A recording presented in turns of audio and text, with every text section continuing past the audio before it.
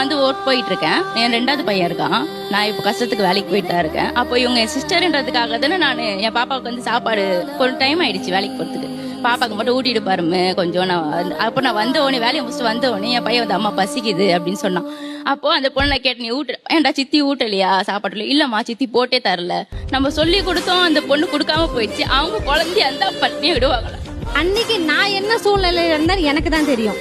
பாப்பாவை விட என்ன சார் இது சொல்லுங்க. நம்ம வேணும்னு அது பண்ண மாட்டோம்ல சார், அதை அவங்க புரிஞ்சுக்கணும்ல சார். வேணும்னு பண்ண மாட்டாங்க. இப்போ என் கண்ணு முன்னாடி அவன் இல்ல சார், வீட்லயே இல்ல சார் அவன். இது வந்து பொறுப்பற்ற பதில். இதுவே உங்க குழந்தையா இருந்தா தேடி கண்டுபிடிச்சு சாப்பாடு கொடுத்துருப்பீங்கல்ல. உங்களால முடியலன்னு சொல்லிடுங்க. அவங்க வேற யார்கிட்ட குழந்தை கொடுத்துட்டு போறாங்க, இல்லைன்னா கூட்டிகிட்டே போயிடுறாங்க வேலைக்கு. இதே நிலைமை உங்களுக்கு வராதா? உங்க குழந்தைய அவங்கள்ட்ட விட்டுட்டு போக மாட்டீங்களா? அப்போ உங்க குழந்தைய அவங்க இதே மாதிரி பட்டினி போட்டா உங்களுக்கு எப்படி இருக்கும்? என்னதான் இருந்தாலும் தாய் மாதிரி வந்து பிள்ளைய யாராலுமே பார்த்துக்க முடியாது. என்னதான் சித்தி பெரிய